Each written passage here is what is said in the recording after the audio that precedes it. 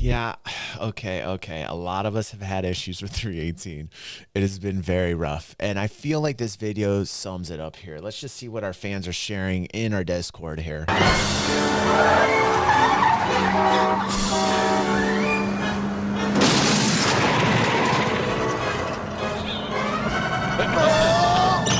wall.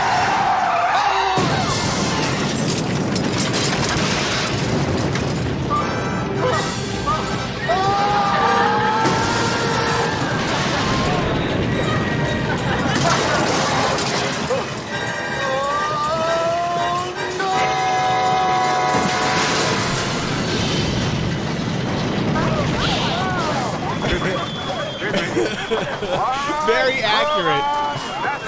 So very accurate. Nothing to see here,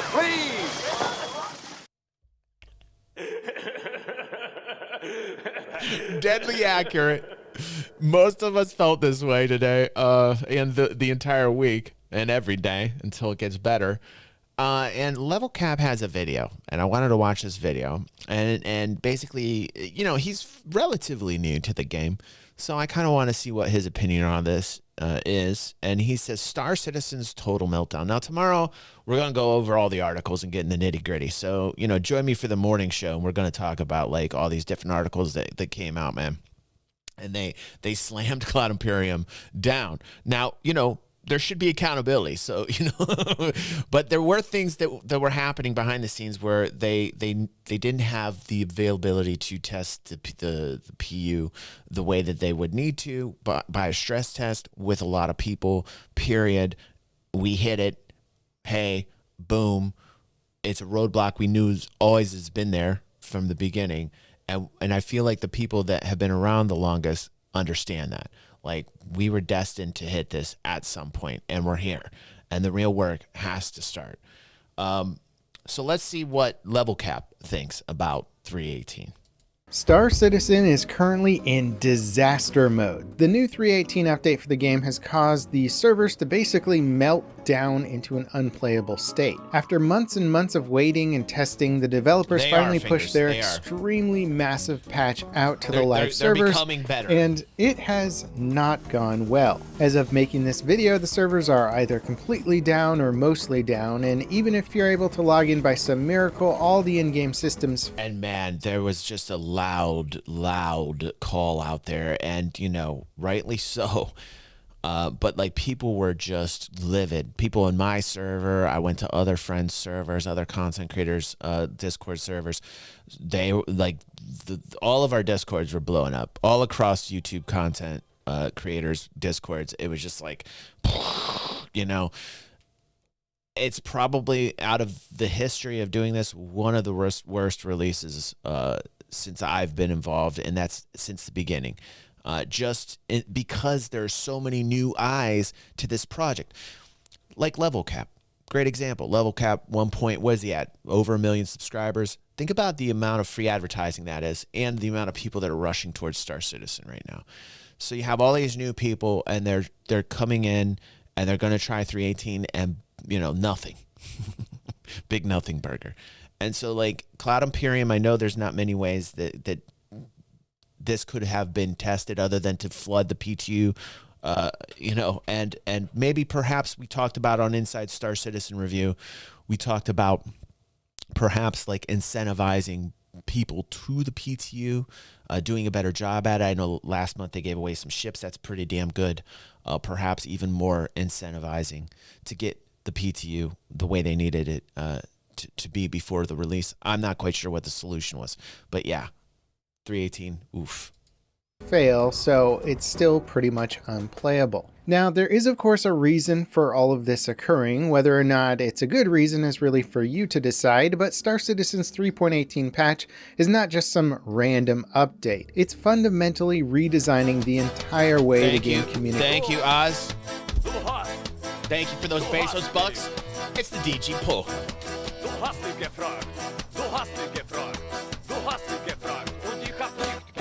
I feel that goes great with what we're watching. Thank you so much, Oz. Very good timing. Very good selection of alert. communicates with servers, in addition to other massive changes, which means that while they were building the patch, it more or less broke just about every system in the game, which had to be painstakingly repaired. And the tech behind this patch has been in development for well over a year, and the testing phase has been massive. It's also been massively delayed, with the original projection targeting a launch in the third quarter of last year. The work required to make Star Citizen function with this brand new replication layer technology has been hugely underestimated by Cloud Imperium, mostly because this tech hasn't been used before. Listen, it wasn't hugely underestimated. They always knew this was going to be a problem. They always knew this was going to be a problem. They're doing something nobody's ever tried to do before. What's up, Brettley? Thank you for that resubscription. 2 months now, Brett. I see you, bro. I see you, dude. Thank you very much. By pretty much anyone. The programmers are forging new ground in online gaming, and clearly it's been difficult and very hard to predict how long it's going to take. And with the patch launching on Friday of last week and it now being Tuesday, the multiplayer universe has been more or less unplayable the entire time. And again, those who have been able to log in haven't really been able to accomplish much. And you know what? Yes, he does. Panda says, does Level Cap always just rip 6 video and do a voiceover? And primarily, yes. There's some gameplay on his channel, though, in his defense. But also, like, think about the fact that he has over 1 million subscribers. There's a reason the guy has over 1 million subscribers. The way he presents things is like on a cinematic type scale, right? He knows what he's doing. He knows what he's doing. I'm not of that kind of ilk. I don't want to be that way. I'm kind of more raw, which is why I have 16,000 subscribers. It's just it's not funny, Pepe. Pepe, it's not funny. Thousands and thousands of players have been trying to log in, which has shown that 318 server tech cannot yet function at this scale. Nor could other systems. Prior to the patch even launching last week, the actual Star Citizen forums were crashing due to so many players refreshing the website while waiting for the launch announcement. And part of the reason that Cloud Imperium actually launched the patch in its current state was because they needed to test the patch at mass scale. And scale is exactly what they got, with CIG describing massive player login attempts, which is both encouraging that there are so many players that want to try this new update, and disappointing that the update has failed so spectacularly. And I have seen some people suggest that CIG knew this patch would fail at this level, as they had already announced a major fix-it patch was in the works prior to launch, but there still isn't much of a reason to completely torpedo your servers and make the game this unplayable. It's also just really unfortunate timing with the new promotion. Again, like, really, I don't think there's any way they could have avoided it. You know, we talked about this on Inside Star Citizen Review. Aether and I were having a discussion about this on the show tonight before the after party. And, you know, the thing is there has to be people at Cloud Imperium that are predictive, that are making predictive models, right? That are running some types of simulations. They couldn't because they had to bombard the servers. I get that. But perhaps, again, I think a solution might have been to incentivize people to come to the PTU somehow, some way, with massive amounts of goodies. You know, I think that would have been a much better choice for Cloud Imperium to do that, so that 318 could have been released a little less janky, you know. Trailers that are further hyping this update. CIG dropped three really cool trailers showcasing the new features and new ships coming with the update. The Lasting Legacies trailer does a great job of hyping the new persistence tech. Basically everything in the universe that's dropped or crashes or dies will now persist in that location until somebody finds it and takes it. You know how in basically every video game ever your body despawns after you die? Well, not in Star Citizen, not anymore, nor will your spaceship. It's pretty wild technology when it's actually working. Cargo now persists as well, allowing pirates to... Yes, it is, and they're going to continue to work on it so that it works. Like, we got to tell the kiddos out there, like, this is part of the journey, man. Yes, this was a bad release. This is one of the worst. But, like, they will continually work on it. You find other people that will just throw their hands up in the air and give up? No. This team's going to keep working on these things, and that's what it got to get the kiddos to understand about this, man. As abysmal as this patch was, that behind it all, you have real people doing real work, and most of them that I've seen are passionate. Most of them I've talked to are passionate about this. It's just this, guys, on this scale, this has never been done before. You understand? I don't really think people understand this. I think a lot of the veterans do. I think a lot of the people that backed Star Citizen around the same time I did, 2013, 2014 area, I think we get it. I think people that are knowledgeable in game development get it. But the majority of people do not. And I think that's the thing that needs to be said that you don't hear out there. That this has not really been done before on this scale. Here, clip it. Star Citizen no, don't clip that. I already messed it up. The time's over, Pepe. It's over. Board and steal cargo or fish it out of shipwrecks. There's new racetracks and time trial missions for those tracks, an entirely new salvaging profession which allows players to profit from salvaging shipwrecks. There's new derelict outposts that look really cool, new cave archetypes, new rivers and canyons, new prison missions, a massive update to security post Korea, turning it into a PvP mission location, and frankly, a whole lot more. The patch is extremely content rich, and the trailers, as usual, do a great job of hyping it up, which normally would be great for the game. But currently, the hype is driving players towards an unplayable dumpster fire of a situation. Now, is this the worst state that Star Citizen's ever been in? Arguably not. In 2017, the 3.0 patch also brought tons of new features that broke the game for many and wasn't fixed for 3.0. No, we called it. That's what we called it for those of us that were around in those days. Quite some time. However, back in 2017, the active player base was also much smaller than it is today, as there was far less gameplay loops available. However, today, Star Citizen can easily be played on a daily basis, and many players do. So while it was... Dude, and the thing is like, I remember it when it was just your hangar and arena commander. Like, people don't get it. Like, this started out so small.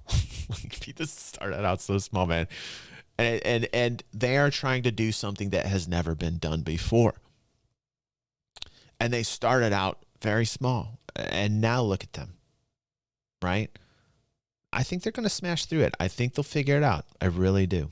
Wasn't a great situation at the time of 3.0's launch. The scale of the problem is arguably a lot worse. I do too, Aether. I do too. That said, I don't believe the server issues will persist for a particularly long time, because after all, 3.18 was working in the public test universe, and I played it there and made videos of it working and functioning, as did many others. We all know that the tech does technically work. What we're experiencing now is a scalability issue, which was pretty much the main reason the patch was pushed the live servers to test this specifically. And while I don't imagine that the fix is going to be particularly easy, I also don't think it's going to require anywhere near as much time to get under control versus, say, a fundamental engine issue or a major performance problem that may need months of recoding. Currently, CIG is directing people to follow a status thread that updates players on the current server status and issues.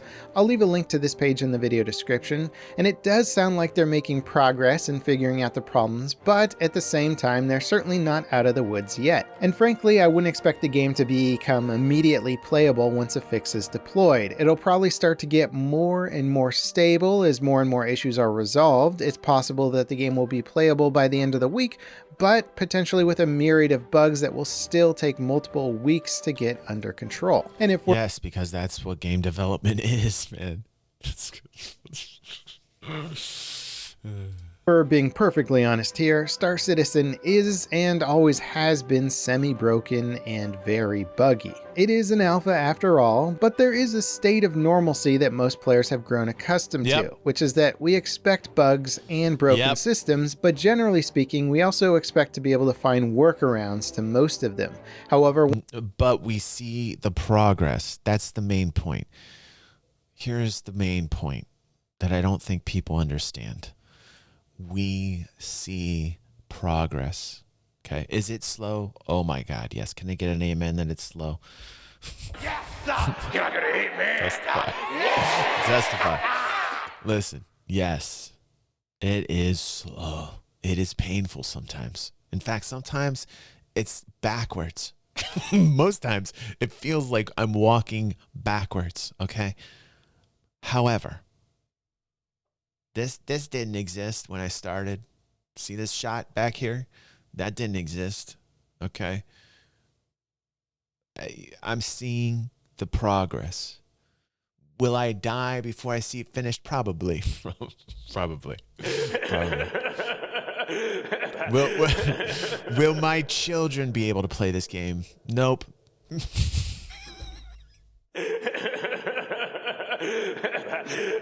Will my children's children play this game?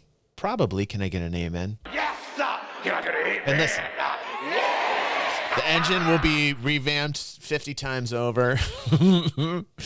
But eventually it will be the game that we all imagined as children. The game we wanted. What I refer to as the everything game. Can I get an amen? Yes, sir. Can I get an amen? Yes. To make the everything game, it's going to take a lot of time. Okay?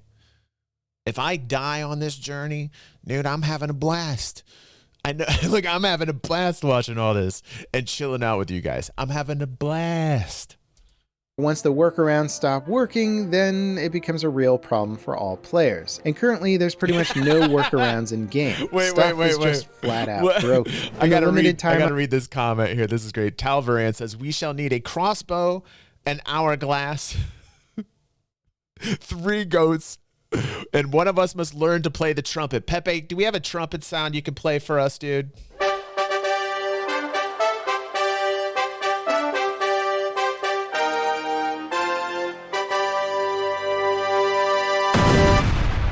That wasn't just for you, Captain Explodo, but welcome to the room, bro. Listen, Pepe, you're a maestro. You're a maestro. We're not content, by the way. We're not content. We're not content. I was able to join servers. I ran into mostly non-functional missions, quantum UI not working, mission UI not working, all terminals. Hold on. Respect to myself. I'm in a fountain.